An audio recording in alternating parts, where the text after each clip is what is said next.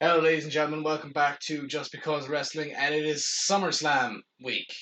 Yay! Yay! I know. I mean, like it's kind of upsetting because about 6 months ago we thought maybe the wrestling world would be back to normal by now. Well, there was talks that the Hall of Fame would be switched to SummerSlam weekend and stuff. We Yeah. just thought that We thought everything was going to be okay by now. yeah. But then it's Unfortunately, not. it isn't. So It's not. So when it comes to SummerSlam, and since the Hall of Fame didn't take place at SummerSlam, like they said, is the people who were supposed to be inducted into the Hall of Fame this year, will they just be moved to next year? Do you think? I would imagine so, more or less. Unless Survivor Series has a crowd, maybe. But I suppose that close to, or maybe the Rumble. I don't know. Rumble, I don't know. I think It's that close. Like you might as well just wait till yeah. Mania. I think the Survivor Series is a big ask because that's not that far away. It's 3 months. November, 2 months. 3 months, and it's only getting worse before it gets better now. Literally, yeah. And yeah, the Rumble will be a big ask as well. It'll be interesting to see how they do the Rumble because I don't think they'll do it the way. I think it might be like the Money in the Bank where they'll just change it completely. Could be, but like you can work a Rumble where there doesn't have to be that many people in the ring at one time. Like. Well, yeah, but I don't know. It's not that food to people, but I just think aesthetically, it'll be behind closed doors. Without people counting down and stuff. Yeah, strange. Yeah, that's true because like the atmosphere always makes the Rumble like for surprise returns and kind of stuff. Yeah, look, we'll deal with that in January. Yeah. But we don't have time for straight talk now because we have a lot to get through. Yeah. So we'll start with news. We'll start with news, and then we're gonna predict NXT Takeover 30 and SummerSlam in a bit. So I suppose the biggest piece of news that's come out over the last couple of days, this only broke yesterday, is apparently Renee Young is finished with WWE. Handed in her notice last week, and apparently this weekend will be her last appearance for the company. Yeah. I mean, a serious loss for the company in all fairness. I mean, Renee Young is fantastic. She's out like every role. She's done like everything. I remember she was hired, I think, originally as a ring announcer, I think. Yeah. And transitioned to backstage interviewer, and then eventually onto be what would you call her, like a host. And then a brief stint on commentary as well as the first female commentator on Raw. Yeah. And so like she's like in every role she's been given, like she's absolutely given it her all, and she's really like she's a really good sports broadcaster. I think that's what she's going into now, I'd say. Yeah. It wouldn't surprise me if she continues to work with Fox because she worked on backstage and stuff. Yeah. And Fox executives would have seen her on that, and liked her work. So yeah, I think that's where she's going now. I know people are on about AEW. No, like I don't think there's that specific a role for her in AEW. That's the thing, like she's like she doesn't. She's not a character. Yeah, she's just a serious journalist. Yeah, like broadcaster. She's a very good journalist, and I think she would do exceedingly well outside of the wrestling world. I think if you put her in any sport, I think she would do wonderful. Like I wonder, has it anything got to do with the reaction the company allegedly had when she came out and said that she had COVID and stuff? I don't know. Well, apparently she was annoyed at them as well because she tested positive for COVID-19, and while she was at home, apparently WWE never contacted her to see if she was okay or anything like that. Yeah. And like she literally did her 2 weeks quarantine and got better and came back, and that was literally it. Like they never said, they never like daily updates being like, "Are you okay? Do you need anything?" Yeah. How I know he doesn't work there anymore, but like, is John okay? And like, all this kind of stuff. Like, I mean, no concern for her as a human being, really, more so like as a commodity. And I wonder, has it anything got to do with John, like Moxley, leaving? Because like the same was similar to when Punk left, and like a couple of months later, AJ Lee ended up leaving. Yeah, you know what I mean. Like, does it take its toll where they not blame, but like start to like scapegoat you? Yeah. And I wonder, was that part of it? I imagine that she's going to be on Jericho's podcast in the next 4 weeks to explain that. Anyway, so, he's licking his lips at the sight of it. He actually probably is. Like, that's the thing. So I wonder that. It'd be interesting. She's going to do well, whatever she ends up doing. Oh yeah, I would say so. I mean, she's fantastic, and like, I mean, you know, the only thing that kind of like she didn't do exceedingly well, but I don't think it was her fault, was the commentary role. And I think that was just because, you know, a 3-man booth is always kind of difficult to do, and you know, and plus the commentators have a hard role in the sense that, you know, it's Vince's vision more than anyone. Yeah. You know, so you're being told what Vince, or like you're basically saying Vince's words a lot of the time, so you can't really blame her for that. And bloody Corey Graves ruined her commentating career, just constantly fucking talking over her and bickering with her. And asking about Dean Ambrose at the time, but like, I think that's Vince. Vince as well. Yeah. But yeah, I'm interested to see, unless she ends up in AEW with a commentary role. But that's the thing, like, I couldn't see her like as like, Joe, obviously, you know, people like her husband is John Moxley. Everyone's like, oh, what if she goes working with Moxley? Like, she's not that kind of, like, she's never been a valet, she's never been a manager. No. So I don't think she's the kind of person to be an on-screen personality per se. Like, I don't think she ever really wanted that. Yeah, like, I know. I remember when she signed. I actually remember when she first debuted. I think it was in 2012. I think she came into the company. Yeah. And I remember she was working under her real name for a while. Renee Paquette. Yeah, it was like, and I remember being like, that's not very catchy. And she, you know, and then the next week she was Renee Young, and she was an in-ring announcer for a very, very brief period. With NXT, wasn't it? Something like that, yeah. Very, very, very briefly she was. She commentated for NXT for a while as well, didn't she?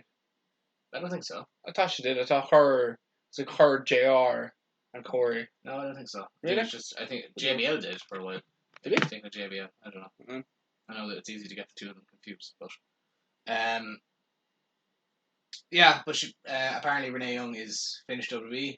We'll see what she does in the future. I mean, I don't know. I was asking you, does she have like a no compete clause, like Joe, like a 90-day no compete clause kind of thing?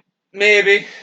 I think they'll see. It's different because I'm assuming she was technically classed as an employee, so rather than an independent contractor, so her contract would be different. Hence why she didn't ask for her release; she handed her notice in. So she was an employee. So, it'll work differently. I don't know if you can have a non-compete for employees. Yeah. So I'm not sure. I don't think our contract would have had that in at the time anyway. So I think she'll be free to do whatever she wants, to be honest. Fair enough. Anyway, hopefully we get to see Renee Young back on our screen soon enough in some capacity, whether that's in wrestling or otherwise. Next story is something that's it's really intriguing because, you know, we've seen nothing like it before. Yeah. It's the WWE Thunderdome. So yeah, obviously, due to the current pandemic and stuff, fans still aren't allowed in arenas. Mm-hmm. So WWE were obviously really hoping that by now they would have been able to. Yeah. But they can't. So their answer to this was to bring in this thing called the Thunderdome, which is going to be like a new kind of visual experience for at-home fans and stuff, and also like you can, you know, appear on screen and stuff like via Zoom call, I think. Yeah. And like, so like you fans would be there, I guess, in a way, but not really.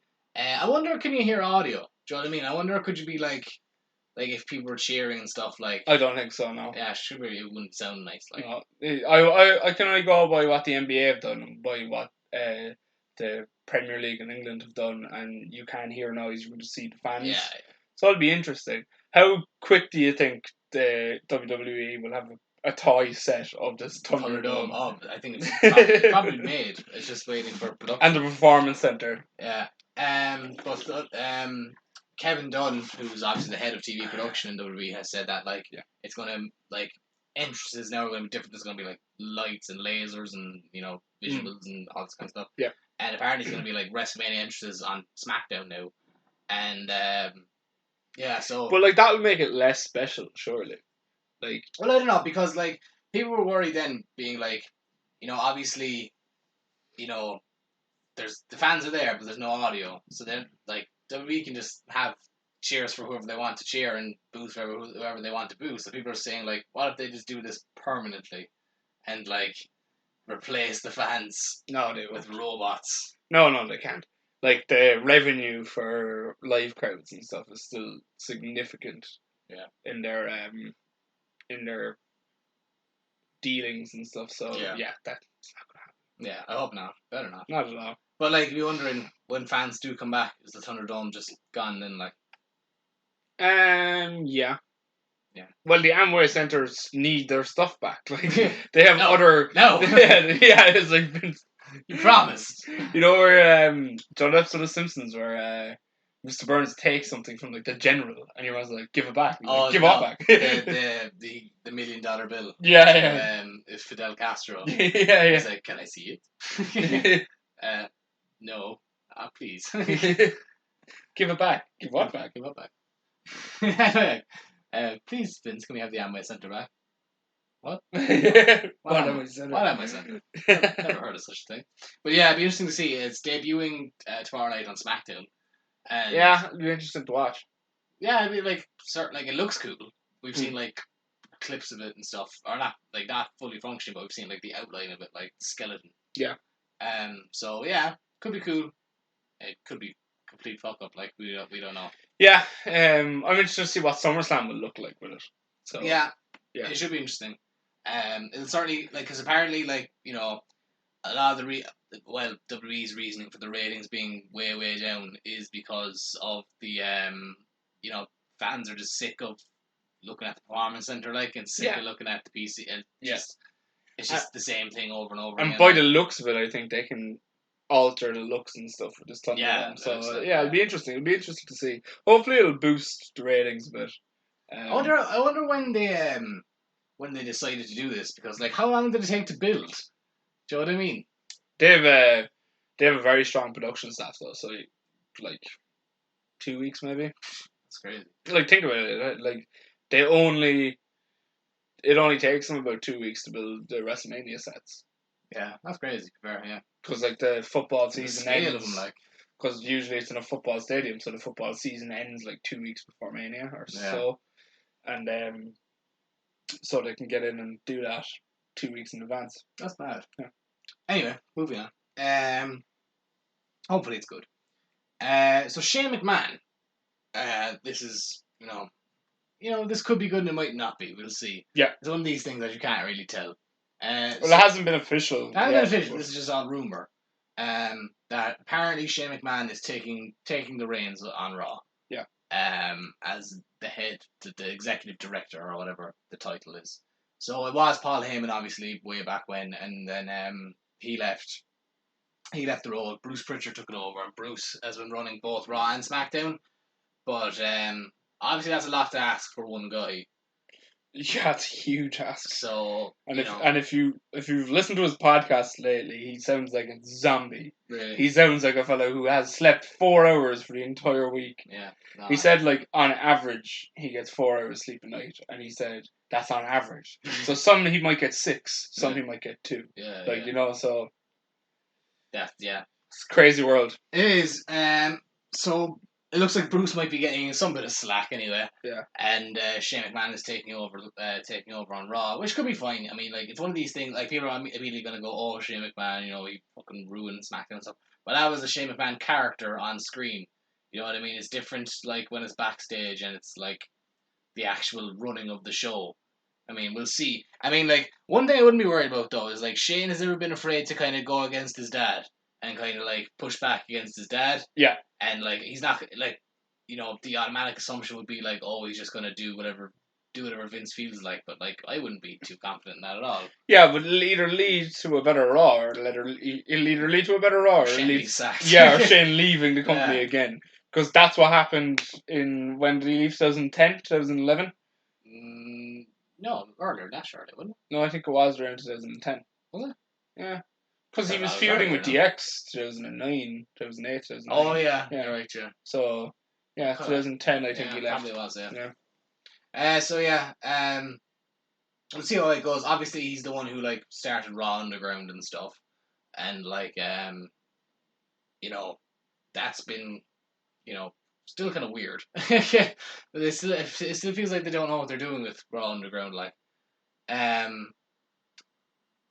apparently though, apparently there is a bit of long term booking there, or they're starting to kind of find their feet with Raw Underground, and they're starting to kind of book in advance because, like last week, obviously they set up a match for this week. It's going to be Dolph Ziggler versus Ivar on Raw Underground this week. They set it up through last week, like. Yeah. So there's a bit of long term booking there. And apparently as well, it's been pitched for a Raw Underground Championship, which this is according to a guy on Twitter, Dave, Belt Van Dan is his name. Belts by Dan. No, Belt. Was it? Belts by Dan. Yeah, that guy. Yeah. He's because he's an actual belt maker. Yeah. He said that WWE has pitched an idea for a Raw Underground Championship. It'll resemble like kind of the Hardcore Championship in the sense that it'll be like tattered and like rugged, and that's going to have like a brick, like a kind of like a brick texture to it and stuff like. Interesting. So yeah, it'd be interesting to see if that comes in. If who'd be the first winner? Dabba-Kato. Do you reckon? Yeah. I reckon it'd be Dolph. Yeah. Good take on Dolph. Maybe. Well, that gives him something to do. Yeah. Once it keeps him away from the main roster. I reckon Dabba-Kato because like then you just have he's like the final boss of Raw Underground. Like, yeah. I don't know. Maybe Dolph. I'd be interested to see if they put Daniel Bryan down there at some point. Maybe. Like his. It's on Raw though. It seems to be like Raw exclusive. Like. Yeah, but Sasha Banks is the Raw champion. Yeah, I know they're kind of playing fast and loose with the whole exclusivity thing. Like, yeah, we'll see. I mean, they're all in the Thunderdome. Yeah, literally. It's not even pitched as of now, so we'll see if it actually happens. Because it might and it might not. But it's worth talking about. I mean, WWE already has 1 million championships, so one more can't hurt, surely. Yeah. I said as I left my last one for the road. Anyway, moving on. So this one is a bit of a controversial one because it's weird, right? So apparently Lars Sullivan is in training for a return. He's moved back to his hometown in Colorado, and he's reactivated his Instagram. And I don't think it's his WWE Instagram though. I think it's his personal account. Yeah. And he's putting up, he's lifting weights and like he's lifting like 500 pounds and stuff like this, and all that kind of stuff. And proper intense training, like the kind of training it looks like you would do if you're trying to get back into in-ring shape. Yeah. It's a controversial one because obviously Lars hasn't been seen since June of 2019. Because he had to go through to a knee injury, but it was also in that time that it was revealed that he had said some racist and homophobic things on a bodybuilding forum like back in 2006 or something. Yeah, and also said things towards Vince McMahon. Yeah, criticized Vince and just said some stuff that he could get him into serious hot water. And then later, while he was out injured, it apparently remember the thing about his porn sex tape thing. Background. Not sex tape. It was like a proper porn movie. Like so that came out as well, which WWE haven't really taken like in the past anyway. Haven't taken too kindly to. Yeah. So it'll be interesting. I mean, like a lot of people were assuming that he was just done, that he just wasn't going to be coming back, but they've never officially announced his release. I think he's still on their superstars page.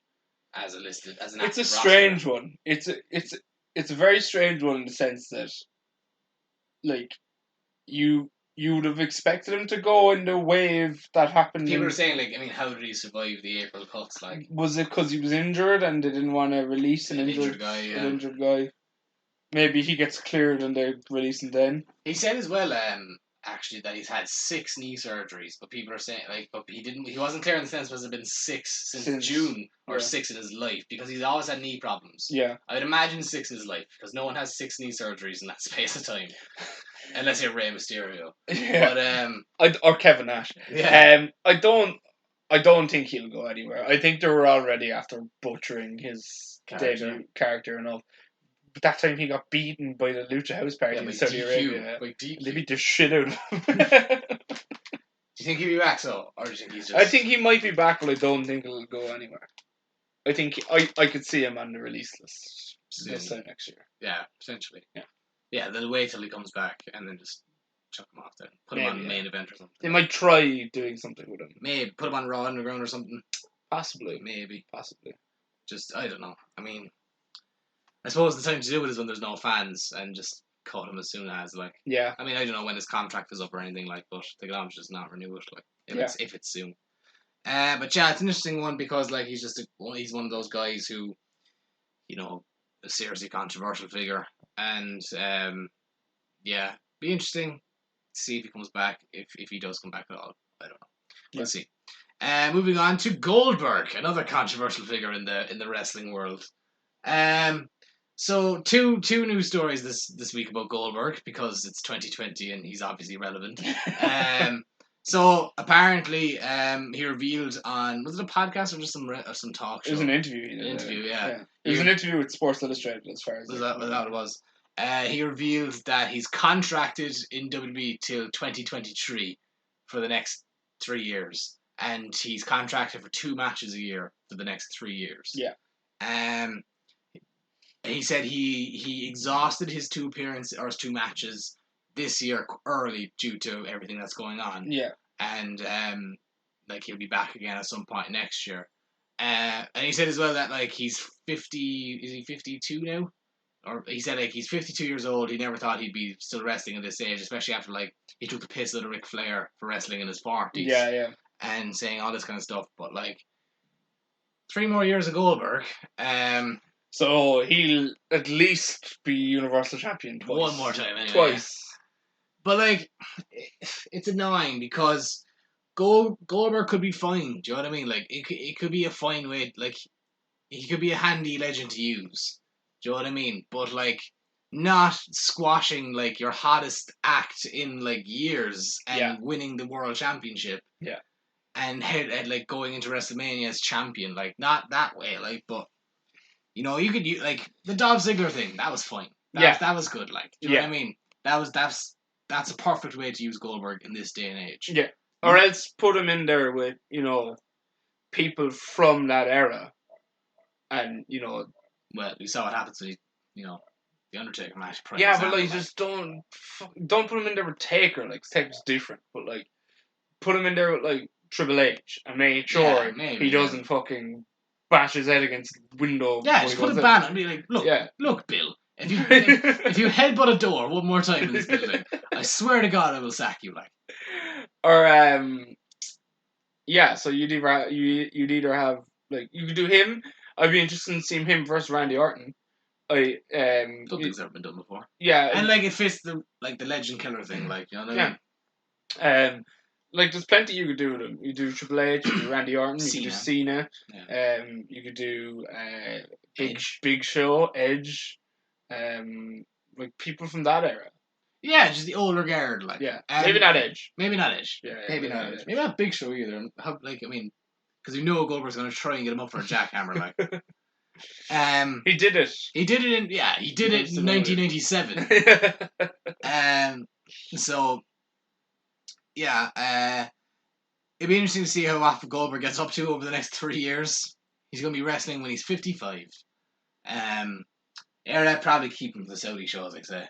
Do you know what I mean? Think about 2 year, like. Think about the people who all the people that lost their jobs in April, and if you accumulate the money that they made releasing these people during a pandemic, it would probably be the equivalent of what Goldberg earns like. 1 Goldberg match. Yeah. Yeah. I mean, hopefully he's used okay, but I'm skeptical. Yeah.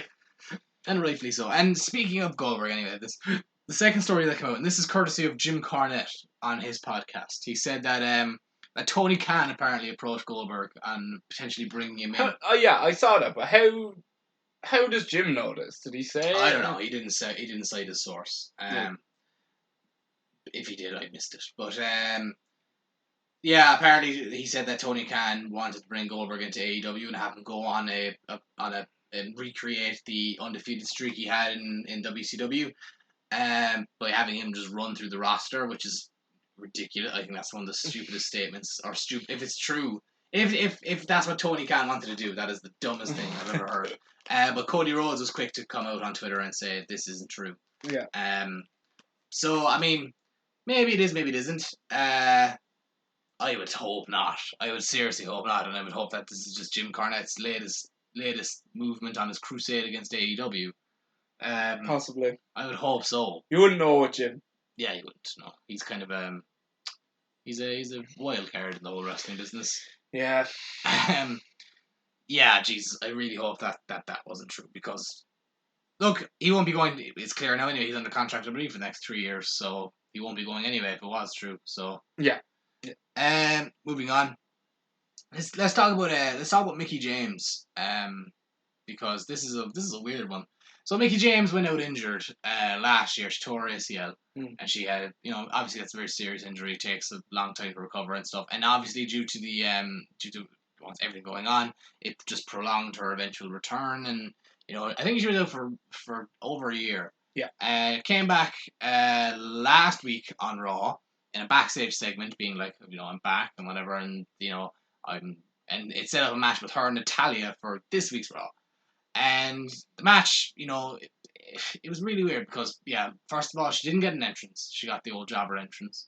And then, like, for an established star as Mickie James is, like a legend really, at the women's division. And you have a 3-hour show, and it's not that long of an entrance ramp. It's literally 10 seconds. There is absolutely no excuse as to why she shouldn't get an entrance on Raw. Yeah. Especially when she's this is a return match. Yeah, after a year. Like, give Natalya the jobber entrance. Natalya's Natalya. Yeah. She'd be happy with whatever you give her. She's the most winningest woman in wrestling history. Who said that again? No, I think that's actually true. I think that's a genuine fact. Well, in WWE history anyway. But anyway, and then during the match, Seth Rollins and Murphy come down to the ring to have an argument with Samoa Joe about Rey Mysterio, and causes a distraction, blah blah blah, and Mickie James gets counted out, and she loses the match by a count out after like 2 minutes. And it was a really, really bizarre way to bring her back after a year. And she did an interview on, I can't remember who, I can never remember who these interviews are with, there's so many places. But she did an interview anyway this week, and said that, like, basically, she kind of kept a kayfabe, being like, oh, like, I lost my, I wasn't focused on the match, and, that these things happen when you're not, like, I need to kind of get back to the ring properly and all this kind of stuff. Yeah. But she, like, the way she said it, she insinuated that, like, she wasn't happy with.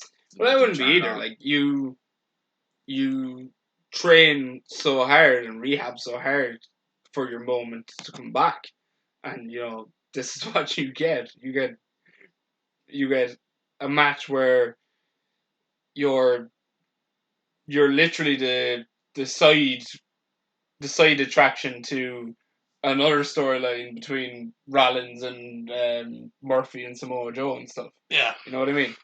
And you're after working so hard to come back. And plus, not only that, you are an established star in the women's division, a legend as you call her, which she is.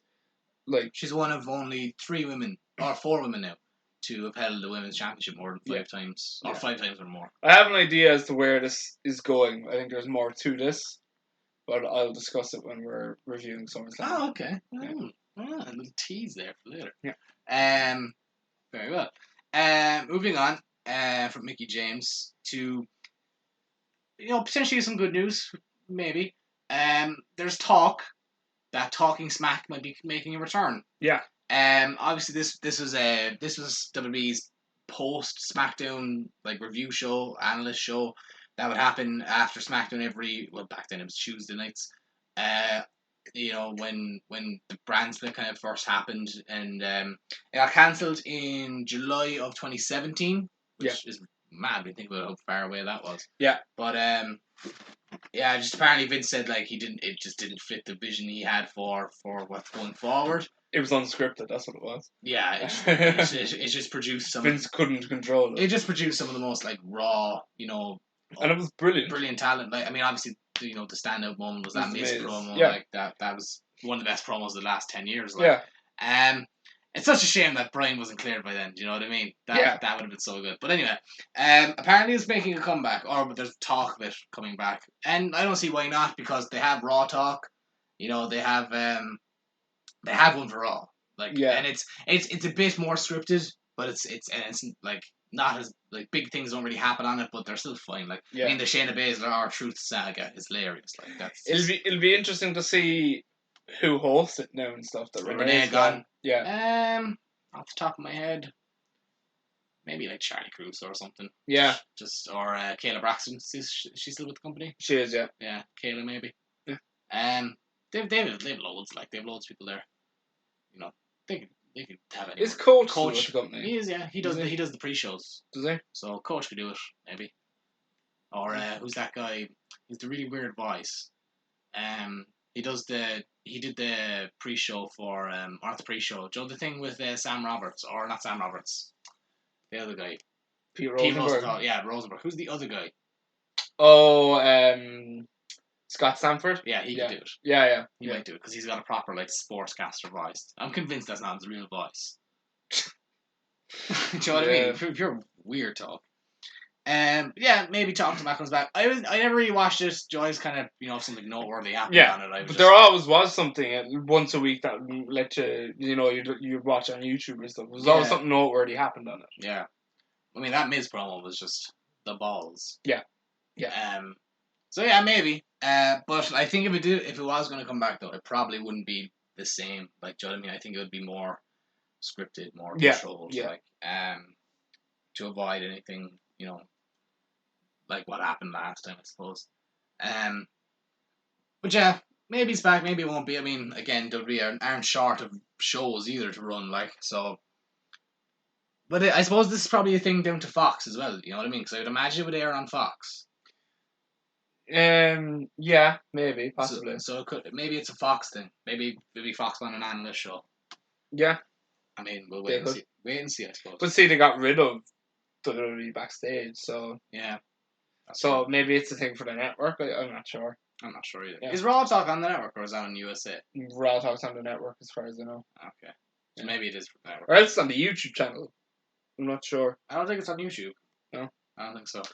But anyway, we have to finish our news round here with two kind of one sad story and one kind of unsettling story. So first off, I suppose we'll talk about Sonya Deville and her kind of her incident earlier this week. So if you haven't heard, Sonya Deville or a man was arrested outside Sonya Deville's house. Basically on charges of attempted kidnapping. Apparently, so it wasn't revealed that it was Sonya Deville's house. It was revealed that it was a house in that area where she lives, or where a lot of WWE superstars do live. And it was revealed that, and then eventually it came out that it was Daria Baronetto's house, aka Sonya Deville. Yeah. And so basically, this guy, I can't remember his name. I don't want to give him his name. I don't give him credit. Basically had been texting and harassing Sonya Deville for years, or like for a very long time anyway. Just as like one of these obsessive fans, being like you're the only woman I'll ever love, and I'm your whatever, all this creepy shit. And eventually got to the point where he found her house and broke in.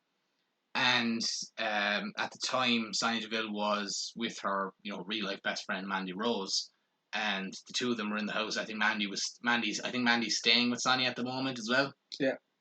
And the two of them were in the house, and apparently they found your man in the kitchen with a knife, and like he confronted him with the knife and whatever, and the two of them ran away, called the police, and the police came and arrested him, and he's being charged on a litany of charges. But I mean, scary stuff. I mean, that could have been way worse. You know what I mean? Who like that literally could have gone wrong in so many ways. Like we literally could have woken up one morning and have read a headline saying Mandy Rose and Sonya Deville both dead. Like, you know what I mean? Like Yeah, they both literally. Oh yeah, it's a very, very alarming and scary situation. Like, he's clearly an extremely unstable person. Yeah, and they're checking all his messages and stuff, and I'm talking thousands of messages. Yeah, and the last text he sent her was from her garden, and like I mean, yeah, and I think these things need to be taken more seriously now, and hopefully they will after this because you remember a couple of months back. There was that guy at the performance center, remember? And he had done it before, and they didn't really take it that seriously. I think he did it with headquarters. Yeah. So I think these people need to be like nipped in the bud on their first offence or reported more quickly, because having like a no-fly list kind of for WWE, like to having a list of guys, like, or a list of people who are a danger to superstars, to the talent, and to the personnel and other fans potentially. But the longer you leave this go on, the more you're at risk of a person on your roster, not more so women probably, not being as lucky as Sonya or Mandy, and it getting worse. Touch wood that doesn't happen, God forbid. But that's what we're looking at the moment. That it could very well easily have happened to Sonya and Mandy, and it could happen to anyone. So you have to take these things seriously when they get reported. Yeah, exactly. First. I mean, like I said, it could have gone It could have gone way worse. They're obviously very fortunate to come out of it unharmed. Yeah. Like who's to say that they didn't they come around into the kitchen and startle him and he free who's to say he didn't have a gun? Yeah. Like all this kind of stuff. Like what I mean. Can't take chances with these. No, you can't. I mean, like if the guy's willing to break into her house and attempt to kidnap her, essentially. Like, I mean, what else is he willing to do? Yeah. It's a seriously scary situation. Thankfully, neither Sonya or Mandy were hurt. Yeah. And the man's been taken into custody and is being charged accordingly. But yeah, Jesus, I mean, it's a crazy situation, man. It's people are messed up. Like, you know what I mean? It's people are crazy. To make light of a bad situation, if this was the Vince Russo era, he'd be pitching Otis versus that guy right now. Yeah, I mean, like, yeah. I mean, these things. I mean, like, how close are we to another episode of Dark Side of the Ring? That's what I always think. Like, do you know what I mean? Like, these things are all, we're a whisker away from these things being tragedies. Yeah, like, you know what I mean? Yeah. Obviously, this thing wasn't. It was still a very poor situation, but could have been 1,000 times worse. Yeah. Do you know what I mean? So so we'll move on to our last piece of news. We actually have two pieces of news to talk about. We've two deaths since we recorded last. One being former Ring of Honor champion Xavier, not to be mistaken with Xavier Woods. Yeah. He was, I think, the second Ring of Honor champion. He was the second. He beat Low-Ki for the championship. Low-Ki was obviously the inaugural Ring of Honor champion, and he beat Low-Ki for the title, and then held it for 183 days, I think. Yeah. And then eventually dropped it to Samoa Joe, who would then go on his big, massive 600+ day reign. He was only 43 this week when he died. Was he still wrestling? I know he hadn't been as prominent. Not as far as I know. I knew that he after he dropped the Ring of Honor World Championship and stuff, that he kind of after a while he kind of dropped off the wrestling scene a bit. He was doing indies here and there. Yeah. But kind of not really as prominent in the wrestling world. Yeah. I'm not really he's one of the forgotten guys in kind of Ring of Honor history. Yeah. In the sense that he was the second champion. He didn't do much after it, but I mean, I'm still a very prominent figure. He's still a former world champion, you know what I mean. So yeah. And also he was the guy who kickstarted the mega reign of Samoa Joe, which is a legend in wrestling history, not just Ring of Honor history, Yeah. And the second obviously was Kamala James Harris. Yeah. Who passed away during the week as well of was it a heart attack, was it, in the end? He apparently he tested positive for COVID, and he went into the hospital. He was fine and whatever, but he had serious health issues. Well, he lost both his legs to diabetes. Yeah, and Yeah, I think it was heart failure in the end. I think that got him. So yeah, he was 70. 70. Yeah, obviously a great career, with the WWE and outside of it. So yeah, we wish both families well, and our deep sympathies go with the both. But yeah, sad times I know. in the wrestling business. But yeah, we'll move on to talk about NXT Takeover. I suppose we're starting with to kick off SummerSlam weekend. So yeah, I'm looking forward. This is like the first since. Well, I suppose Mania was type of it, but this is the first kind of since the COVID era, as we call it.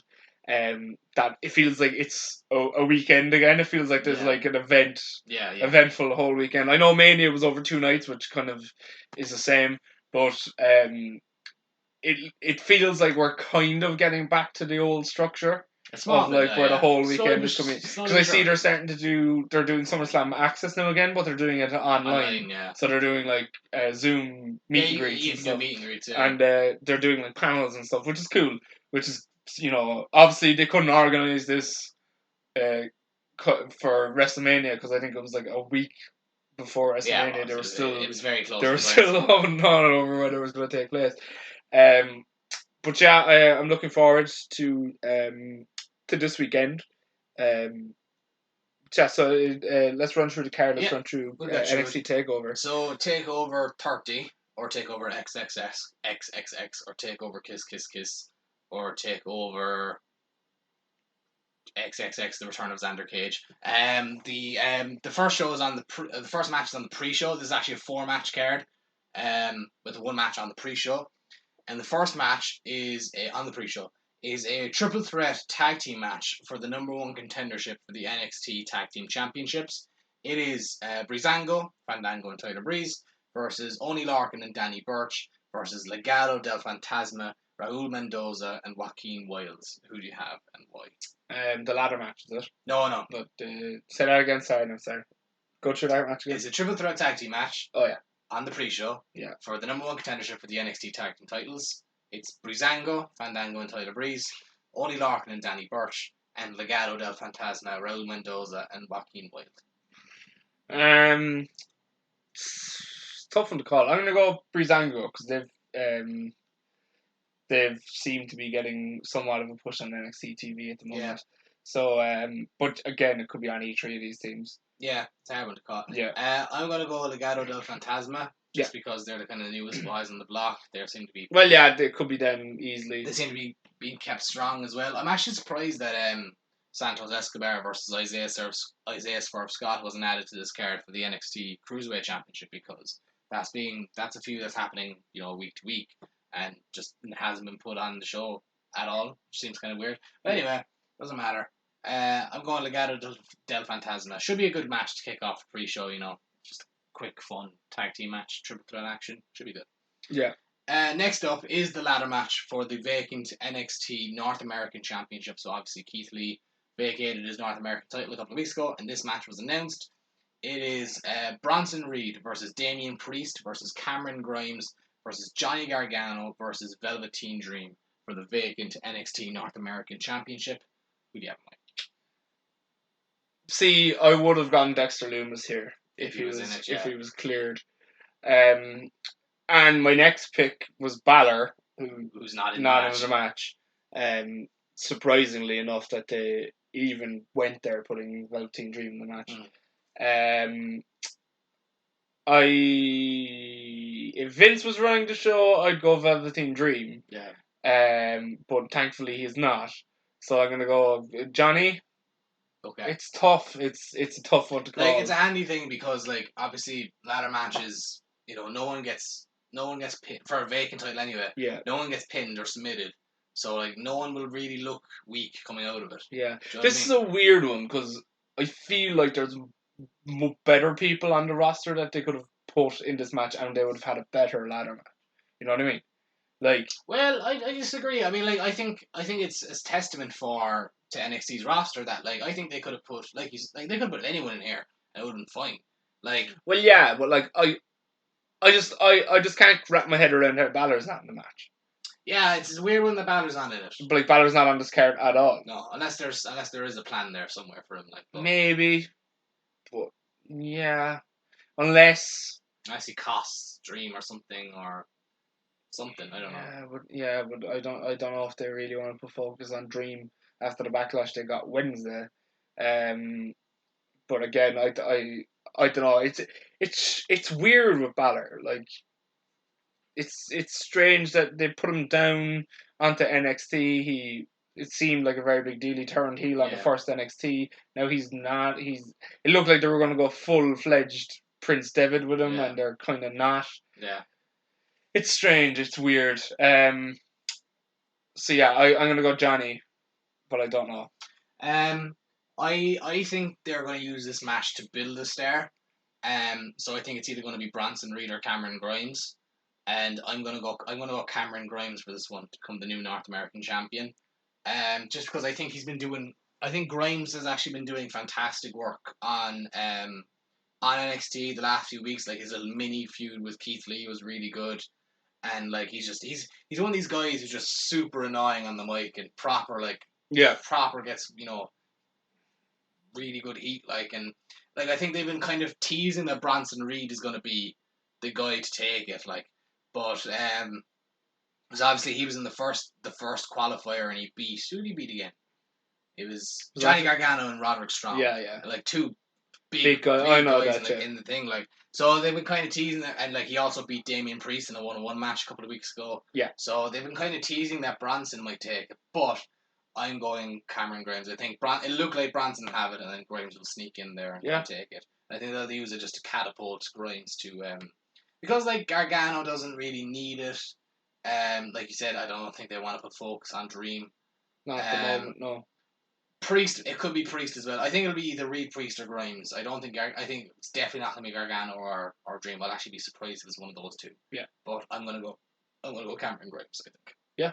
Okay, fair enough. Well, I'm looking forward to the match. It's not a match, it's always fun. Yeah. Next up is the NXT Women's Championship match. It is NXT Women's Champion Io Shirai defending her title against Dakota Kai with Raquel Gonzalez in her corner. Who do you have in mind? I'm gonna go Io Shirai. Again, this is a close match, considering that they could easily put the title on Dakota Kai because she's been brilliant in the build up to this. But I think it's too early to take the title off Io at the moment. Yeah. Considering she won it on the last Takeover. Yeah. Excluding the Great American Bash, that wasn't a Takeover. But so yeah, I'm gonna go Io Shirai. I sense you're gonna go the same. Yeah, I am. I'm going Io Shirai as well. I'm more or less the same. I think it's a bit early for Dakota Kai yet. I think what this match will do is just prove how good Dakota Kai is. I think we've gotten glimpses of it, but I think this one will be the knockout. This could be match of the night. I was saying that I think this might steal the show. I don't think the main event is designed to be a match of the show stealer. The ladder match could always steal the show. You never know. I reckon this will be match of the night. I actually really do. I think it's set up to be. Yeah, so I think this will be the match that goes 15-20 minutes, and it's just a proper NXT Takeover match. Title match. But yeah, I'm going Io Shirai. I think Dakota Kai won't get the job done, but she won't be worse for wear coming out of the loss. Yeah, it'll be one of those matches where a loss enhances you. Yeah, exactly. So yeah, Io Shirai for the win there. Next up is probably the most intriguing match on the whole card. It is Adam Cole versus Pat McAfee in a very bizarre match. This is strange. So obviously there was a lot of questions around Adam Cole when his NXT title reign ended, because he was champion. He was longest reigning champion of all time, 398-day reign. Yeah. Everyone was like, what's next for him? Are Undisputed Era going to get called up? Are they splitting up? What's happening? And it seems like they're turning Adam Cole and Undisputed Era face, and by way of Pat McAfee somehow Pat McAfee has been the catalyst for this. Yeah. I was thinking about this the other day, right? Obviously, when you have these big epic title reigns, it's hard to, it's obviously really hard to book what comes next after that, because they become synonymous with the title. It feels weird if they just go down to the mid-card title, like, just randomly. Yeah. Like, you have to have a feud that feels big, but also isn't for the title. It doesn't put him in the title scene next again. And this is what it is, really. It's like and the only way to do that is if you have, like, a legend, or if you have, like, Pat McAfee is a known guy. Like, obviously he's a former NFL player, and, but, like, it's a celebrity match, you know what I mean? Like, it's an attraction match. And these are the kind of matches that they take focus away from the fact that Adam Cole was NXT champion for ages. And yeah, I mean, it's an interesting one because Pat McAfee is the heel. Yeah. Which I think they've booked themselves into a corner with. Okay. Because I don't really like celebrity matches anyway. Yeah. There is exceptions. Yeah. But I think it usually only works if the celebrity is the face, and usually 9 times out of 10 it doesn't work anyway. Yeah. But it doesn't work anyway because there's just shit all over the useless celebrity. I think the only 2 times it worked were Stephen Amell in the tag match, and Floyd Mayweather. But Floyd was the heel. Like, Floyd was he? He was designed to be the face, but when it got to Mania, they booed the fuck out of him. Yeah. And he lent into it, which he always does, and it ended up being really good. But I think when you have the celebrity as a heel, but like the thing is, it doesn't even feel like a celebrity because Pat McAfee's obviously involved. Okay, an outsider as a heel. Yeah, an outsider. So if you non-wrestler.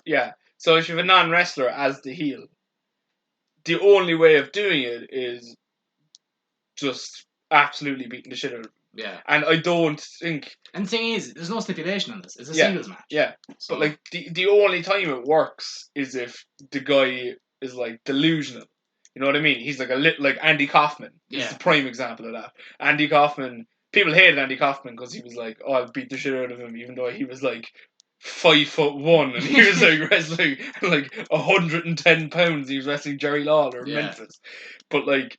It ended up then Jerry beating the shit out of Andy Kaufman and obviously breaking his neck and slapping him on Letterman and stuff like that. But Pat McAfee is bigger than Adam Cole. His thing is You're small. So is it just a thing where Adam Cole out wrestles him, beats him, submits him maybe, and Pat McAfee's like, oh, this guy's good, but like then that feels weird because he's getting validation from a guy who doesn't even wrestle. Why is he putting over? Like, you know what I mean? Adam Cole doesn't need to be put over. Yeah, do you know what I mean? Like we know how good Adam Cole is. And then if Adam Cole loses as the face, then it makes him look worse unless he turns automatically heel again. Yeah. Oh, I don't know. But then it's very weird. It's very weird. I'm very intrigued for it. I'm looking forward to it because I want to see what they do. Yeah. But I'm scared. Unless they get out of it somehow and he debuts someone. McAfee introduces someone as a heel. Yeah, because I was thinking about this. I was thinking... But who? No, but I didn't think I wasn't thinking of someone new. I was thinking, are UE going to turn on Adam Cole here? I don't want UE led by Pat McAfee. No, but I don't think it would be led by Pat McAfee. But I don't want UE without Adam Cole, unless that's the way they're going. Maybe because my thinking was that, like, obviously Adam Cole is going to run rings around Pat McAfee in this, or well, you would think. Yeah. And my thinking was like, so obviously Undisputed Era had the Prophecy of Gold, where they all were champions, whatever, and then obviously they slowly but surely all lost their titles, except Adam Cole. Adam Cole was champion for ages after they all lost their titles.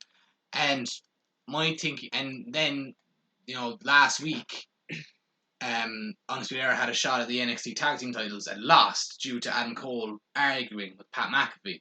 And I can see them having UE turn on Cole and be like, it was never about Undisputed Era being all the champions. It only mattered that Adam Cole was the champion. We always had to protect Adam Cole as the champion. Yeah. We had a shot at NXT at getting back our titles last week, and you were too busy arguing with a football player. He's not even a wrestler, and like I over your size. You know what I mean? Like, I mean, over something that doesn't matter. I mean, you proved how good you are, and I can see them doing something like that. I don't think it would be like led by Pat McAfee. I think that it would just be. He would just, be victim of circumstance and be like happily take up the win. And, you know, Yeah. he could be that guy then, you know, that the kind of heel analyst who's always like, I have a win over Adam Cole. Like, I think I know what I'm talking about, kind of thing. But I don't know.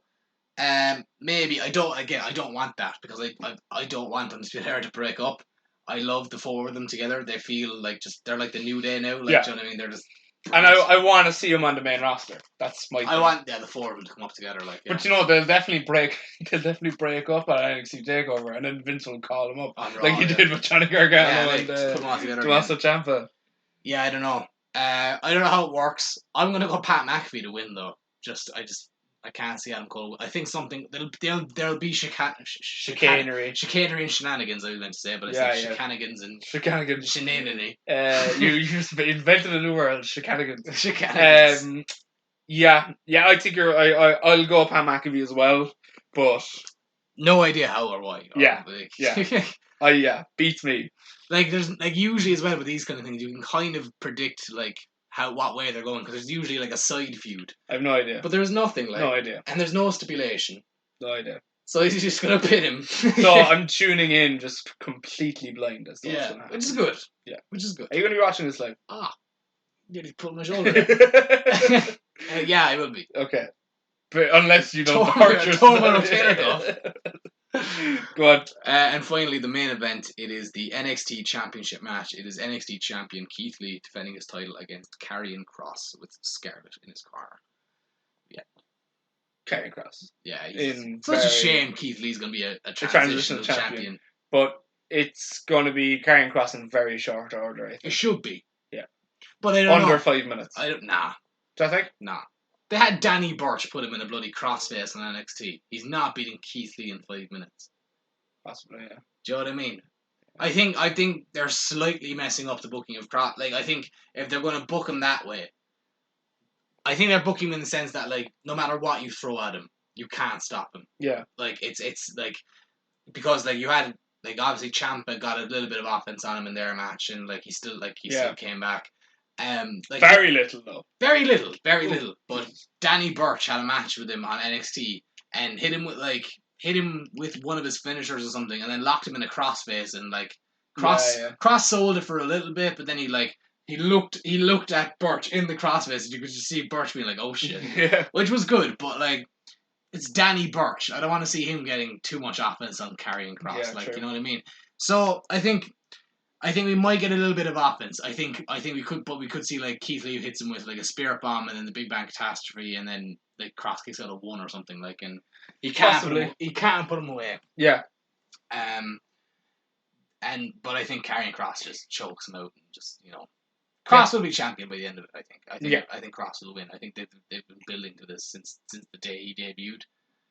Because he's great. Yeah. And his character's fantastic and Scarlett's fantastic. And the whole package is brilliant. The whole thing. The entrance and stuff, they weren't going to do that elaborate of an entrance. If you want massive plans, So, I think Karrion Kross is going to be the new NXT champion. And I think he's going to hold it for a while. I think he's holding it for a very long time, yeah. Don't know who takes nothing, though. Like, do you know what I mean? I think he might even who takes off might even be signed, could be working for AEW right now, he's literally a guy who could be holding it for a year at least. Like, why not? Why not? I don't think there's anyone there to take it off him. No, there's not. Like, just like and like if obviously NXT are very good at booking at long term storytelling and stuff. Yeah. But like, it could be the case that like you build the next big babyface of the whole company by having them beat Karrion Kross. Like, you know what I mean? Have him literally mow down everyone. I think what they should do is they should bring back like old NXT champions, Kevin Owens, and like just to challenge him, because like he is like the force that NXT has never seen before. Yeah. So bring back like any NXT champion who's been Seth Rollins. Well, then maybe not Rollins. Rollins different. No, but the thing is, right? I want to see him like be completely, non-biased towards heels or faces and just destroy everyone. But I think Rollins is too much of a star now, and he's too established on Raw that they wouldn't set him down and feed him to. But like, Kevin Owens, Bobby Roode, Shinsuke, Small Joe. If he's cleared. Small Joe carrying Cross be class. Actually. That'd be so good. Who else is there? Sami Zayn. Finn Balor. Can't do Neville. I feel like I'm missing Big someone. E. Could do Big E, yeah. Yeah, like just bring back all the NXT champions. Bo Dallas. He's still signed. Is he? I thought he got released. No, he's still signed. That's weird. Yeah. Bo Dallas. Who else is there? Who beat Balor for the belt? Joe. And then Nakamura beat Joe. Rude after that. Who beat Rude? McIntyre. Can't do McIntyre. No, you can't do Drew. You say that though. You can say that for Mania or something. Yeah. Yeah. But you know what I mean? Like, bring back all the NXT stalwarts. It'll be Drew. Oh, Andrade. Do Andrade as well. Johnny Gargano. Yeah. Ciampa is already done, I suppose. Would you bring Ciampa back? Yeah, I mean, yeah, it'd be cool. No, but I'm up for carrying. Adam Cole, like, you can literally... They never had that match. No. Yeah. So I'd be up for carrying Cross going on a mega reign. Tear. Like a Goldberg type streak. Yeah, literally a year. Like, haven't beat Cole's record. Literally, straight up the bat, like... But anyway, will we move on to SummerSlam? We will. That's NXT TakeOver. This microphone keeps falling. So we'll move on to SummerSlam.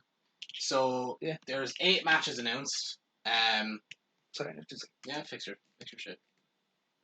Okay. There's 8 matches announced. We're recording this on Thursday, so we're missing out SmackDown tomorrow. They might announce something. There's only one match I can think of that they might announce, but I'm not sure yet. I'll say it, but it's not the biggest match if it doesn't get announced. Yeah. Anyway, moving on. We kick things off with the Raw Tag Team Championships. It is the Raw Tag Team Champions, the Street Profits, Angelo Dawkins and Montez Ford, defending their titles against Andrade and Angel Garza. Who do you have in mind? I'm going to go to Street Profits because I think this is where the breakup happens between Garza and Andrade. I think because I'm going to have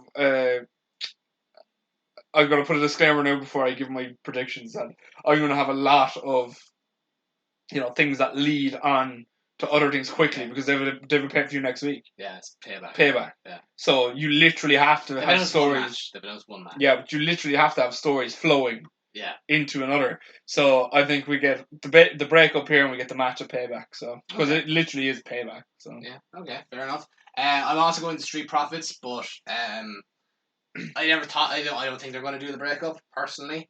I think Bianca Belair gets involved here because she's kind of had a mini feud with Zelina because it was revealed that Zelina Vega poisoned Montez Ford. So yeah, I think this is the big babyface win for the Street Profits. And I think we might get mixed 6-man next or 6-person next week, maybe. Could do, yeah, that makes sense too. Maybe. I don't know. I don't think we'll see the breakup just yet. Okay. I think that's a match that you could have like on a big Survivor Series Royal Rumble, big singles pay-per-view. Like, moving on. But yeah, I'm going to the Street Profits as well. Moving on is it is the United States Championship match for the United States title, obviously. It is Apollo Crews defending his title against MVP, with the stipulation that Bobby Lashley and Shelton Benjamin are banned from ringside. So yeah, Mike. I'm going MVP because I think they're going to debut a new member. Oh, you motherfucker! You took my. I don't know who it is. I think I do.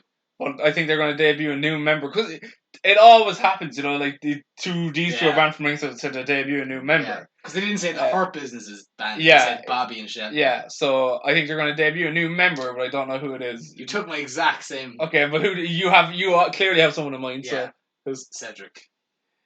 Yeah, they're teasing Cedric, like Cedric. Yeah, they're really teasing him, like because they tease it again this week on Raw because Apollo Apollo was like or MVP challenged Apollo to a 6-man, him, Lashley, and Benjamin versus because obviously Ricochet, Cedric, and Mustafa Ali have been helping out Apollo Crews as well. Yeah. And he said it's you pick 2 of those guys against my 3 guys or me and 3, and Cedric was the guy you didn't pick. And then there was a backstage segment where MVP was to Cedric being like, he didn't pick you. Like, he clearly doesn't think that you're capable. Like, I think you're capable. The offer still stands if you want to join. Like. Yeah. So I'm gonna go Cedric. It could be a bait and switch, and they could do like Ricochet or something. Yeah. But I'm gonna go with the obvious choice. I think Cedric would suit him better, just as like the nimble flippy around guy. I think Ricochet's too much of a face. He can't be heel, like, you know what I mean? Yeah, he's a grey. Yeah, he just can't be heel. So I'm gonna go MVP as well to be new United States champion, which is a weird thing to say in 2020. But I mean, back in 2007, people. Yeah, no, yeah. But yeah, I'm going MVP as well with the debut of Cedric Alexander as the newest member of the Hurt Business. Yeah. The other match that I should have said, it hasn't been announced yet, but it probably will be, is AJ Styles versus Jeff Hardy for the Intercontinental Championship. Yeah. It hasn't been announced yet. It could be one they save for Payback just to bolster that show a bit. I'd like to see Jeff and AJ on SummerSlam. They always had good matches in TNA and stuff. That's the thing. Forget that they wrestle like a times in TNA. It feels like a never before seen match. Like. Yeah. No, they wrestle, but like it is. I imagine. I haven't checked, but I imagine. That the Impact YouTube channel have it up somewhere. Yeah. Sure, they released a load of Joseph Park stuff as well. Did they? The minute that came out. Yeah. If that match does happen, who do you have? I'm going to go AJ to return. Yeah. I think he's going on a bit of a run with the belt. Yeah. Next up, so this is where things get interesting. From here on, right? So the Raw tag and the United States title match. Like, in fairness, they both have stories behind them, which is good. I think every match here has a story, which is the good thing about SummerSlam this year. There's no kind of just thrown together matches. But every match from here is big fucking proper blow-off shit, right? So the first match, and I can't wait for this. This is going to be... Oh, shit. I'll pause. Yeah. Alright. So, we're back. Anyway, sorry about that. So this match is something I'm so excited for. I can't wait for this. This is going to be unreal. It is Mandy Rose versus Sonya Deville in a hair versus hair match. Yeah. Someone's getting shaved. When was the last time there was a hair versus hair match? I can't remember a hair versus hair match. I remember the last one I can remember is CM Punk versus Rey Mysterio. Yeah. But that was hair versus mask. And Punk got shaved. Which was great. Yeah. When was the last genuine hair versus hair? I can't remember. I was thinking WrestleMania 20. Molly Holly and Victoria. Oh, was it Battle of the Billionaires? Yeah. Yeah? Probably, yeah. Yeah. It was a weird one, though. Because, obviously, it didn't really, it wasn't the competitors getting shaved. Yeah. Mandy, Sonya, hair versus hair. Someone's getting shaved. Yeah. I can't wait. It's going to be so good. This feud's been class as well. It's been great. And I'm so happy they've been given a spot on SummerSlam. Yeah. As opposed to, pay back. Yeah. You know no, what I mean? no, this deserves the work that both of them have done. And you know what, deserves. Right? You know what?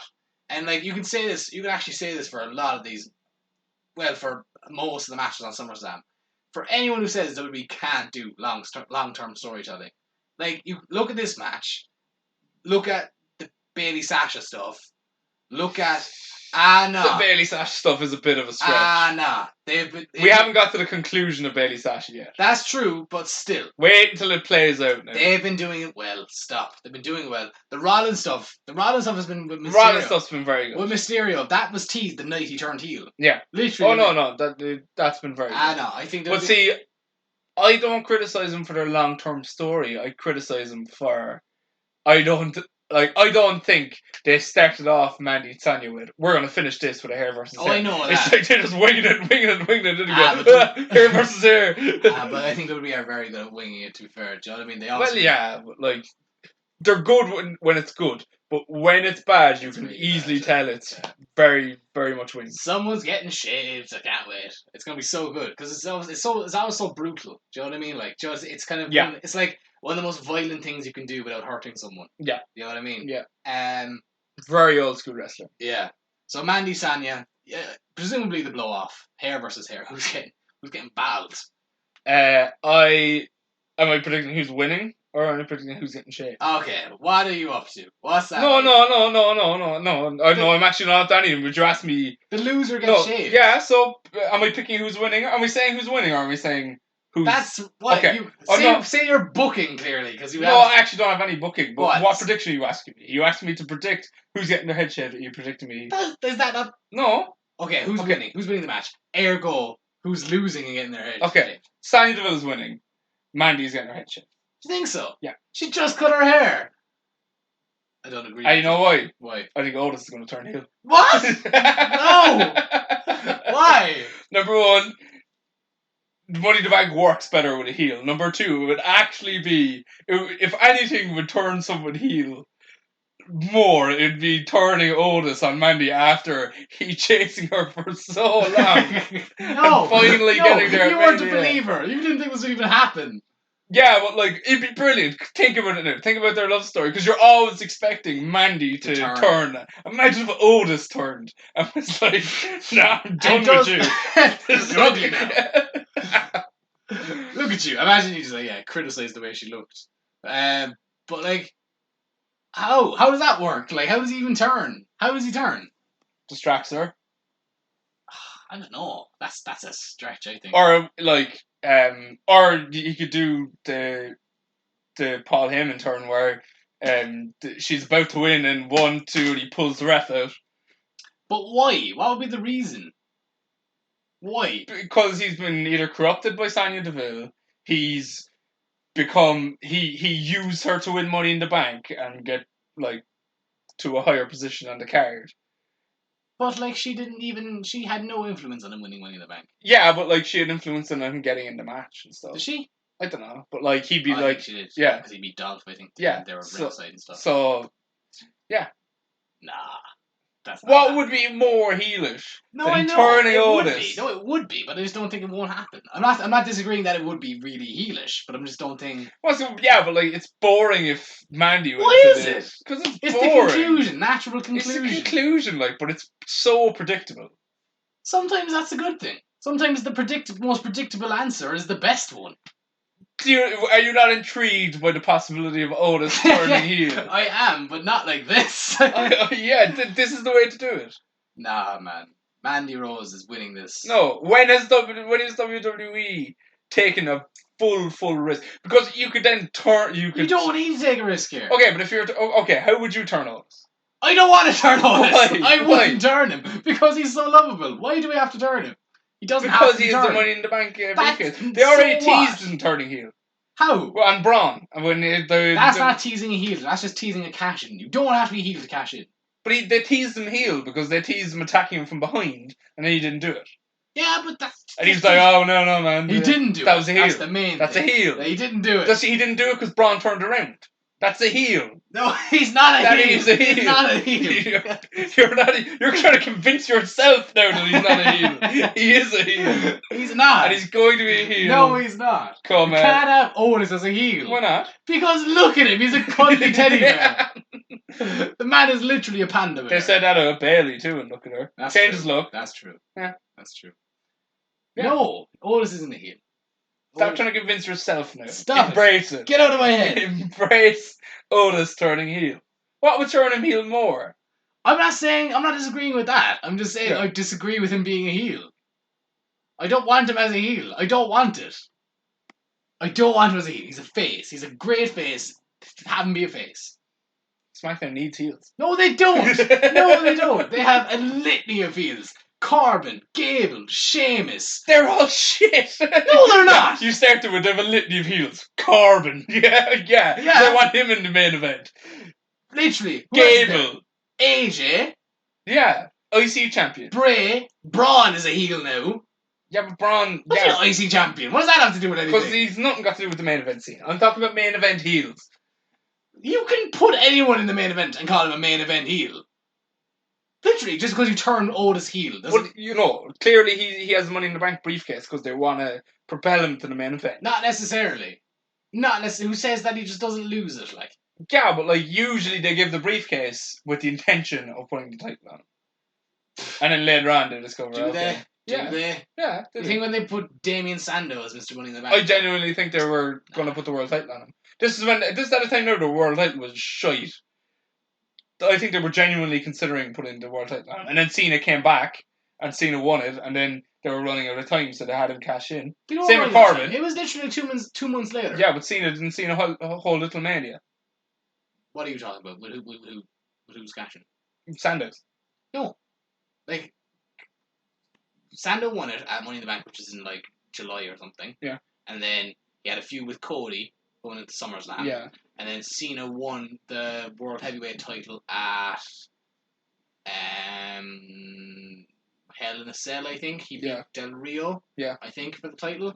And then, like, that was in October. And I think the next feud was Sandow. Yeah, what was the main event of WrestleMania that year? That was... Like, who beat Cena for that title afterwards? They obviously had a long-term story. Oh, it was the... it was going into WrestleMania 30 because he unified it with Arn. Yeah, there you go. That was what it was for. That's why Sandow cash and failed. Because they wanted to unify the belts, and they didn't want Sandow and Arn. They wanted Cena and Arn. Obviously not. Like. Yeah, so there you go. But they definitely put the Money in the Bank briefcase on people because they think they're going to win the title, and then after a while, then the booking changes. Maybe, like, but who's to say the booking with Otis won't change, like. Who's going to cash in?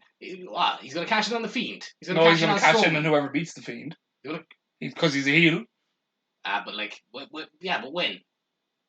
I mean, like, he has to. I don't agree with it. I don't agree with it. I think you're only convincing yourself. No, I'm not. It won't happen. I'm very positive that he won't turn heel. I'm very positive. Let's move on. I'm surprised you're so bullish about it, given my track record. You reacted like this when I said the Great Khali was going to return. You reacted like this. You're not psychic. You reacted like this even recently, only 5 months ago, when I said Becky was going to beat Shayna Baszler. Charlotte being Asuka a couple of years back at WrestleMania. It's all on record. These are all. And you've called me an idiot. I know it's all on record. You called him an idiot. You called yourself an idiot. No, you called me an idiot when I said the Great Khali was going to return. It was episode 4. Go back and listen to it. Maybe you were. And he did. Being right one time does not make you an idiot. One time. Even a broken clock is right twice a day. I've been right so many times. And you've laughed at me on so many occasions. He's not turning heel. Alright then. He's not turning heel. Manny's winning, Sonny's getting shaved. You realise if he turns heel, he will never live this down. You're putting yours... Because... Yes, I am. I'm losing nothing here, because if that actually happens, that's the most plausible thing, so you know. But like, if Otis actually turns heel... Alright, like, it's not like we're playing for money here. Stop. Okay. Moving on. Swiftly. I didn't realise that was going to get so heated. I didn't realise like, we cared that much about Otis. Moving on. Next up is the SmackDown Women's Championship match. It is SmackDown Women's Champion Bayley defending her title against Asuka. You know what? I'm going to do the two of these at once. It's going to be... And also, the Raw Women's Championship match is Sasha Banks defending her Raw Women's title against Asuka. I'm not sure which one comes first, because that probably influences... I'm going to go... See, the logic would dictate that Bayley loses to Asuka and she costs Sasha. But then... Raw, then. And Sasha holds 2 belts. Or Asuka holds 2 belts. Yeah, maybe. But I don't want that to happen. I don't want that. So... Unless... Bayley wins and costs Sasha still, and her excuse is I want to be the 2 belts thing. But then that's stupid. I think they booked themselves into a corner here. Because they're both tag champs. Joel, I think they both win. Sasha and Bayley. Because the storyline is going to continue and continue and continue. Feels like it will. Feels like it. Because I literally think they want this to happen in front of a crowd. Yeah. And they're like, okay, well, how do we put on this? Because the thing is, like I said earlier, there's a match announced for Payback next week, and it's the only match announced is Sasha and Bayley defending the tag titles against a team yet to be announced. But I don't know. Yeah, it's a weird one. Like, yeah. Unless I don't know. Actually, because I was racking my brain, thinking about how would they book this.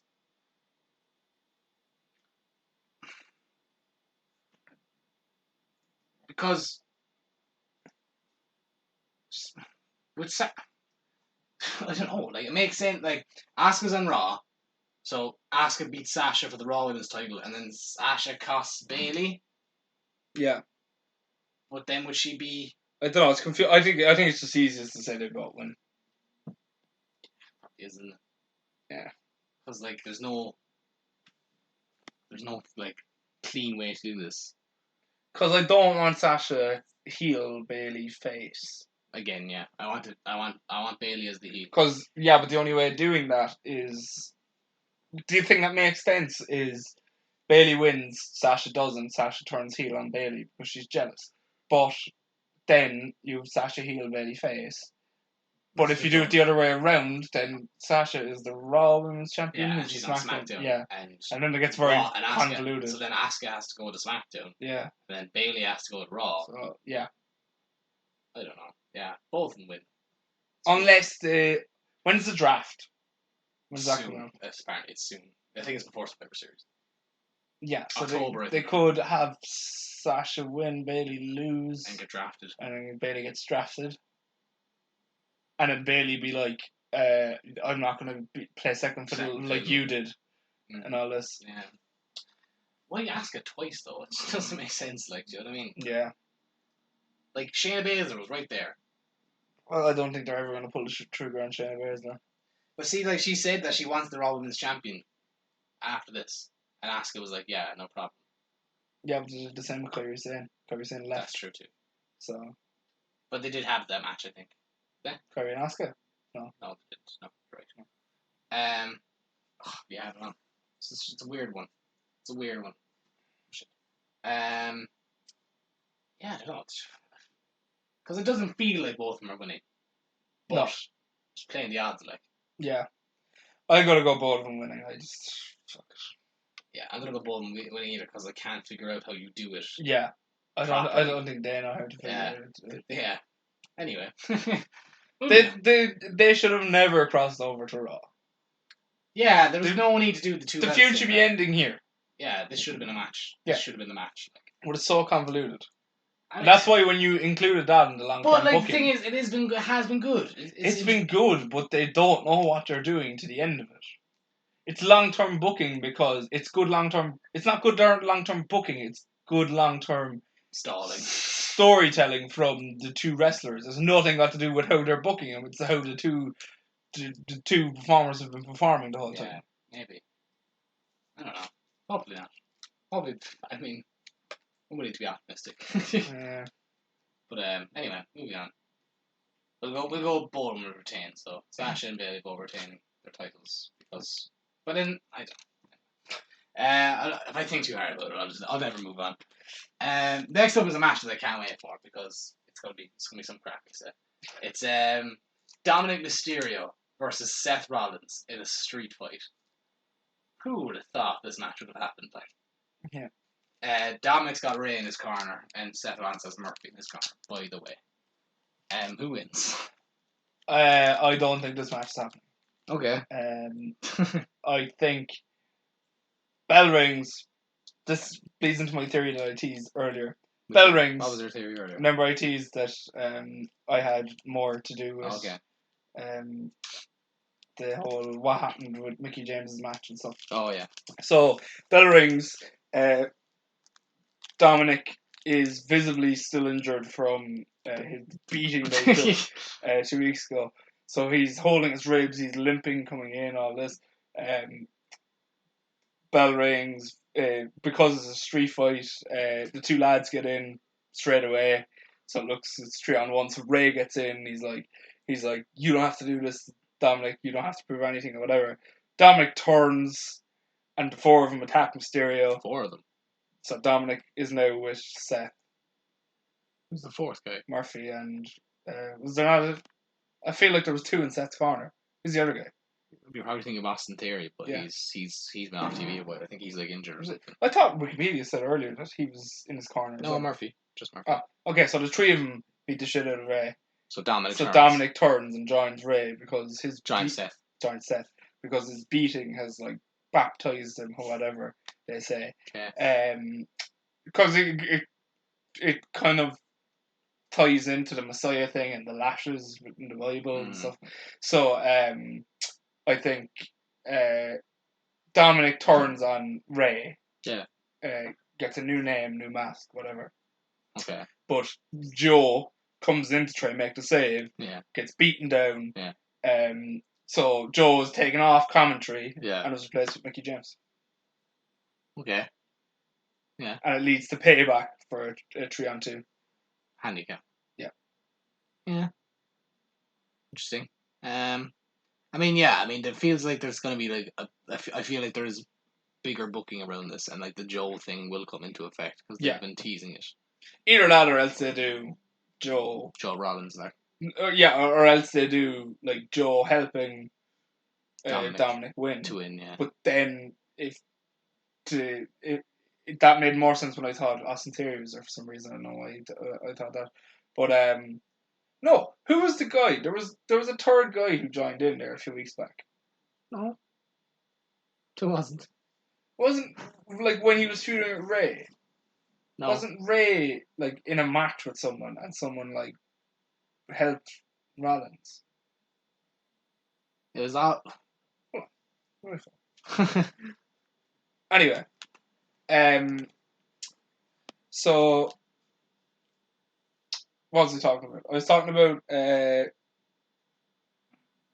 talking about yeah. So you could do it that Joe just helps if Joe just helps them like Dominic win, but if it's just Rollins and Murphy, then 3-on-2 3 heels, 2 faces, or 3 faces, 2 heels doesn't really make much sense. Yeah. So I think it'd be cool if they did turn Dominic, because it's like, do you remember Raven in ECW where he like corrupted Sandman's son? Sandman, yeah.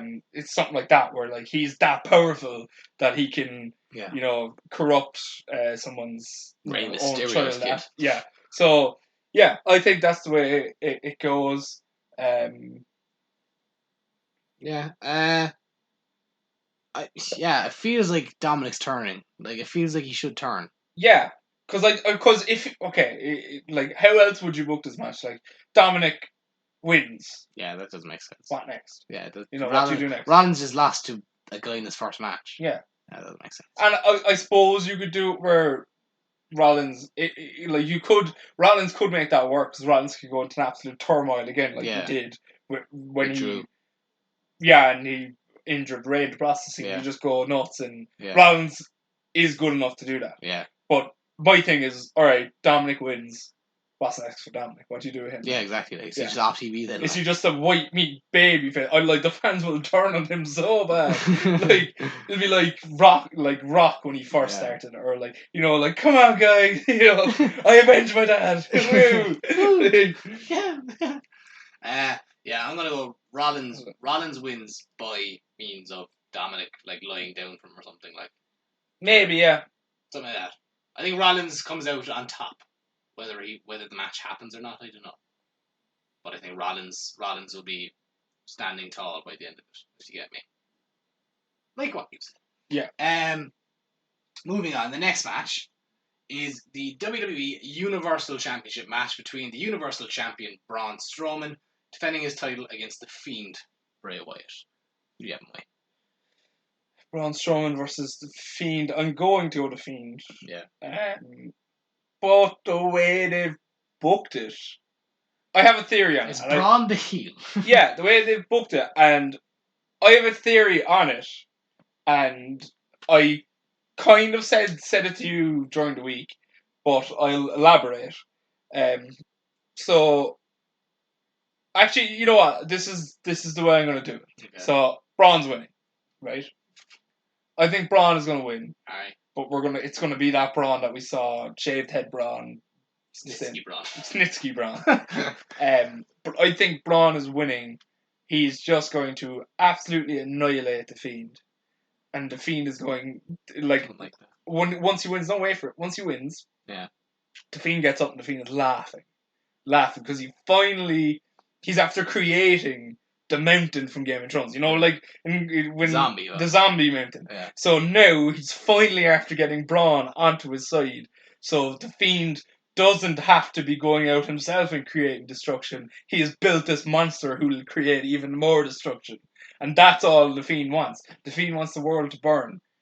The Fiend wants, he doesn't care about titles or anything. he wants the world to burn. And if he can create a monster that can burn the world quicker than he can, then he's doing his job. So I think that's what's happening here. That's pretty cool, yeah. And you're just going to have monster heel Braun along... running roughshod along with the Fiend. And then eventually you could have Braun snap out of it. And you want to create main event heels on SmackDown. And then Otis will just come along and join. Join them. Yeah, why not? The four horsemen of the apocalypse. Yeah, like WWE will jump the gun just before AEW do and create their own four horsemen, so they can't do it. Yeah, I know. Yeah, that's pretty cool. I suppose if Braun's going to win, that's the best way to do it. Like, I don't think he's winning. And I think it enhances the Fiend's character as well. Well, it just kind of keeps him away from the title without putting the or it keeps him near, but also away from the title. Yeah. Because it's I don't think he should be a character that always is seeking for the title. He's seeking for destruction and nothing else. Or you would think, anyway. Yeah. And then what you do is you bring Goldberg back and have Braun absolutely kill Goldberg. Like, kill him off. I mean, like, Lucha Underground style. Like, we are killing Goldberg off television. Like, and, because to avenge his loss. Oh, the Fiend's loss. Fiend's loss. Yeah, I mean, yeah, maybe. I'd be up for it. And then have Braun tear through, go back to the Fiend's thing of, going back to creatures of his past, and have Braun just murder. Kill him all. Die. He turns up in AEW and kills Jon Moxley. Just goes into Roman Reigns' house. I'm not finished with him. Because I think that would get Braun over again. I don't think babyface Braun works.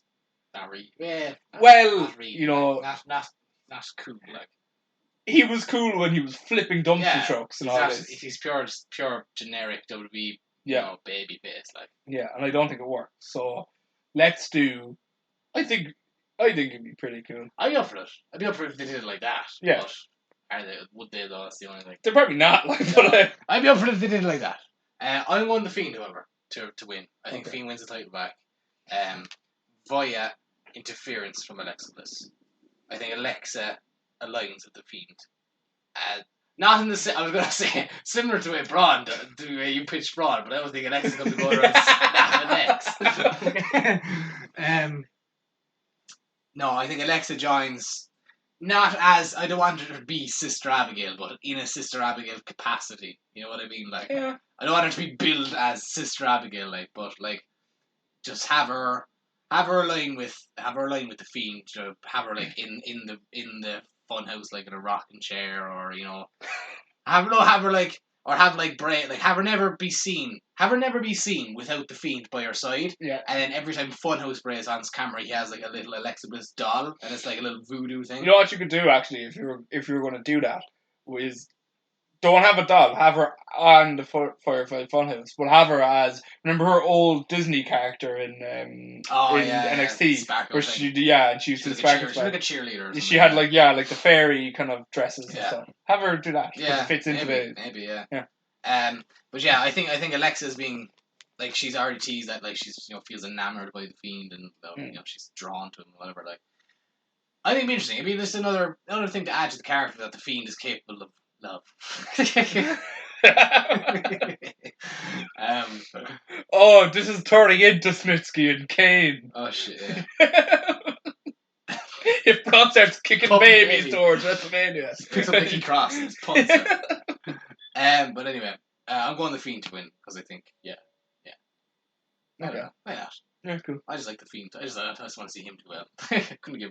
Don't really care that much about Braun. And finally, the main event, or what I imagine is going to be the main event, it is the WWE Championship match between Drew McIntyre and Randy Orton. Who do you have, Mike? Randy Orton. Yeah. He should. Yeah. He should. Definitely. It's the best run of his career so far. Yeah.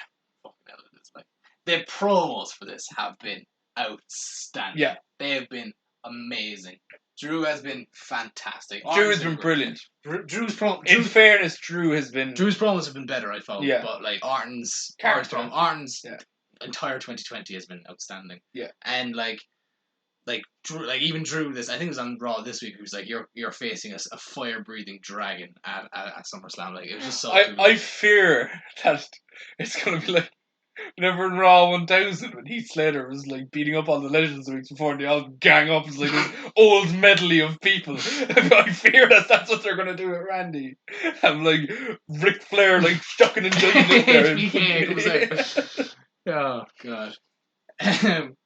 But yeah, I'm up for I'm picking Randy no matter what, but I'm enticed by the idea that they want to take the title off Drew just to put it back on him again when there's crowds, so they can give him a pop. Yeah. So I'm even more up for it if that's the case. But no, I think Randy wins here. I've booked a very morbid SummerSlam, but I like it. Yeah, no, it is. I mean, like morbid times, like. Yeah. Do you know what I mean? Why should anyone be happy? Lean into it. Stare into the skid. No, I think what's his name? Randy wins. 10-time WWE champion, or it'll be his 10th. It'll be 14 world titles, but 10 his 10th WWE title. Yeah. Yeah, and then I think he holds it till Mania. Maybe. Drew wins the Rumble. Nah, I don't know. I was thinking. I don't know. Are they done with Edge and Orton? Like. When's Edge back? Rumble time, like that's when he's due. I think he's. I don't want Edge and Orton at Rumble. I think he's cleared. No, not the Rumble. I think Edge. Or at Mania, I don't want that for the title anyway. I was thinking Edge wins the Rumble, like. Yeah, Drew wins the Rumble and he gets his Mania. 2 years in a row. Yeah, I know. It's rebooked 2021 as 2020. Yeah, maybe. He has been their top guy since. Oh, he's been. Yeah, so why not put it on him? Carrying the fucking company. Yeah, why not? But yeah, do you think Flair returns? Do you think the whole kind of bait and switch thing with Flair is the thing? No. No. Because that's too smarmy heel. Yeah, I want him to be a psycho. Yeah, like, sadistic. Yeah, and I think do you think he wins at the punt? Yeah, punts. See people giving out about Shawn Michaels no selling the punt. Yeah, because he was just sitting. He got up like 2 seconds later. I was like, oh. Yeah, I know. I think he punts him. Yeah. Somehow counters a Claymore into an RKO and follows up with a punt. I don't know how you do that, but I think he'd find a way. Yeah, I think Orton wins. The one thing we haven't talked about, but I don't even know if it's worth talking about now, is the possibility of retribution. Like you would imagine, you would imagine that like they would show up in some capacity here, like, but they're just Nexus Light, like. Have them. They're on SmackDown. They're on every brand. Well, except NXT. I mean, on NXT, yeah, but they've been on Raw and SmackDown. I don't think they're gonna do the main event. No, I don't see them interrupting Randy and Drew. And if they don't do anything but the main event, then they just look stupid. If they come rolling out there like fucking between AJ Styles and Jeff, they look stupid. The only thing the thing that I thought they were heading towards was, they start fucking with production again, and lights going on and off and whatever, and then like a band of baby faces challenge them to a match or something like on the show, which is stupid, because it'll just be like, ugh. Do you know what I mean? Proper like there's a wet fart of a feud, like. Yeah. Who's the band of baby faces? I don't know. He just goes into catering. It's like you, and you. Yeah, literally. You're not. Pull them out of your arse, like. I mean, literally, it doesn't matter. Who's left? Who isn't on this card? Riddle. But surely Retribution lose. But who knows? Surely Retribution lose or win. Win. Yeah, but like the thing is, like they haven't even unmasked yet. We still don't know who they are. Yeah. Why is Matt Riddle on this card? I don't know. Like you think like Corbin Riddle felt like something they were building towards. It's going to pay back. Probably. It doesn't feel like that big. Yeah, it's a payback match. Baron Corbin really is the guy where NXT pushes go to die. Because like, he feels like the default, and then people are so soured on the feud that NXT star had with him that WWE are like, they're not really that interested in him, and then that's it. It's like, no, it can't be Corbin. Yeah. But yeah, that's SummerSlam. It's gonna be a good show. I think like I look forward to it. I'm interested by it. I'm intrigued. Like every match, like I said, every match has a story. Like every match has booking behind it. Yeah. Whether they'll stick the landing now is another question. That is another question, but you just never know. You never know. But look forward. Some good matches will probably be on the cards. Yeah. And Takeover on Saturday as well. Yeah, so yeah, I'm looking forward to it. Is Payback literally next Sunday? Yeah, literally a week from Sunday. Like, so why would you do that? Why would you book that? No why would you think that's a good idea? Like, even give yourself 3 weeks. Like, why a week? I have no idea. But yeah, that's SummerSlam. Yeah.